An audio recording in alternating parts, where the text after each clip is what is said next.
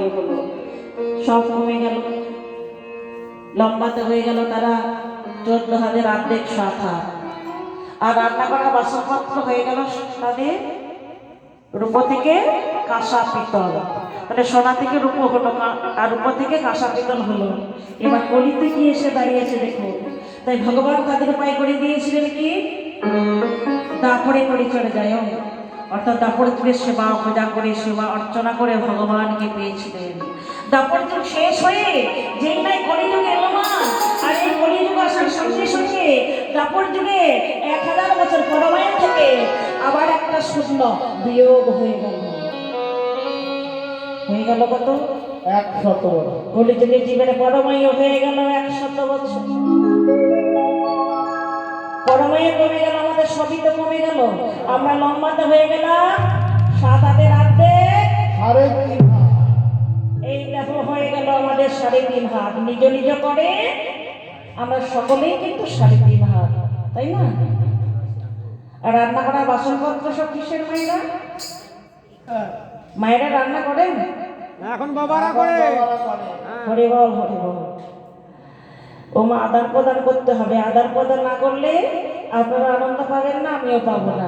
মুড়ি ভাজছে বাবারা। যাই হোক, আদান প্রদান করতে হবে। তাহলে রান্না করার বাসনপত্র সব কিসের হয়েছে না? হ্যাঁ, সত্য দিকে সব সোনা ছিল, কলিতে হয়ে গেল সব হরিবল হরিবল। হ্যাঁ, স্টিল, অ্যালুমিনিয়াম, লোহা, হ্যাঁ কত রকমের পাতা বেরিয়ে গেছে সেবা করার জন্য। কাঁসা পিতল আছে, মাইল বলা যাবে না, কিন্তু সেগুলো বস্তায় ভরে তোলা থাকে। নতুন কুটুম্ব এলে তবেই সেগুলো বের হয়। তাই ভগবান বলছেন এরা বড় গরিব হয়ে গেল, এই জীবের দ্বারা কিচ্ছু হবে না, এই জীবের দ্বারা কিচ্ছু হবে না গো। ধ্যান ধারণা হবে না, যাগযজ্ঞ হবে না, সেবা পূজা হবে না। তাই কলি জীবের জন্য দয়ার ঠাকুর গৌর হরি সহজ উপায় করে দিয়ে গেলেন কি, মধু মাখা হরির নাম বদনে বললেই জীবের পাপ খণ্ডন হয়, নামে ভবপরে পার হওয়া যায়, নামে জীবের মুক্তি হয়। তাই নাম ছাড়া কলি জীবের আর কোনো গতি নাই, গতি নাই, গতি নাই। নামই আমাদের সেই ভবপরে যাবার পথের অবলম্বন। তাহলে আমাদের সময় অনেক কম। কত বললাম? 100 বছর। কিন্তু 100 বছর পরমায়ু তো সবাই পাই না গো, পাই কি? সবাই কিন্তু পাই না। কেহ মরে 10-এ 20-এ, আবার কেহ বা 50, আবার কেহ কেহ ভাগ্য কমে গড়ে না।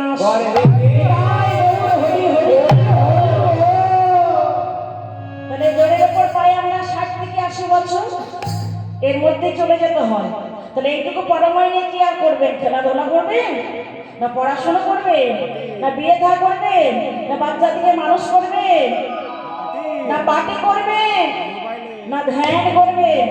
সময় কথা, সময় তো নেই। মহাজন বলছেন শোনো শোনো, তোমরা যে যা পারো করো, শুধু হরির নাম করো। গৃহেতে বা বনেতে থাকো, শুধু গৌরাঙ্গ বলে ডাকো।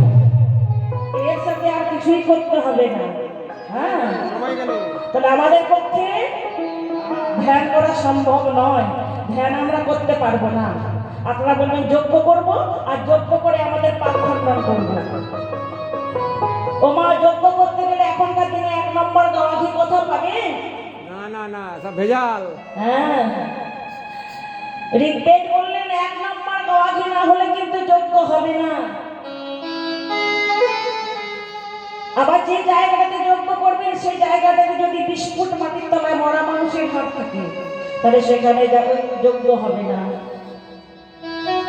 আবার যে ব্রাহ্মণ দিয়ে যজ্ঞ করাবেন সেই ব্রাহ্মণ যদি আচার্য ব্রাহ্মণ না হয় তাহলেও হবে না।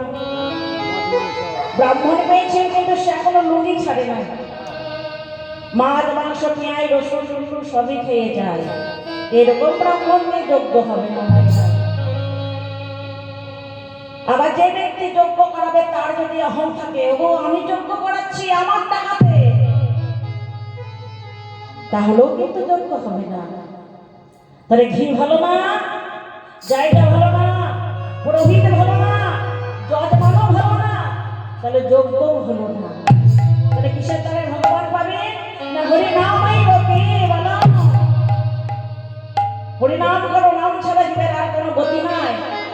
নামই হচ্ছে জীবের একমাত্র ভব পারে যাবার পথে অবলম্বন। তাহলে আমাদের পরমায়ু অনেক কম, এই সময়ের মধ্যে আমাদের চলে যেতে হয়। তাহলে যা করার সকাল সকাল করতে হবে, সময় থাকতে থাকতে করতে হবে।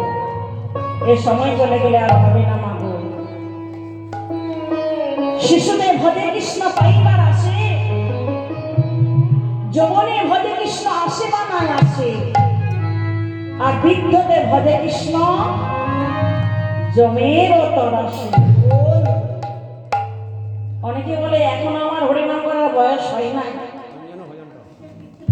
বুড়ো হবো তবে হরিনাম করব। হ্যাঁ গো, বুড়ো যে হবেন তার কোনো গ্যারেন্টি আছে?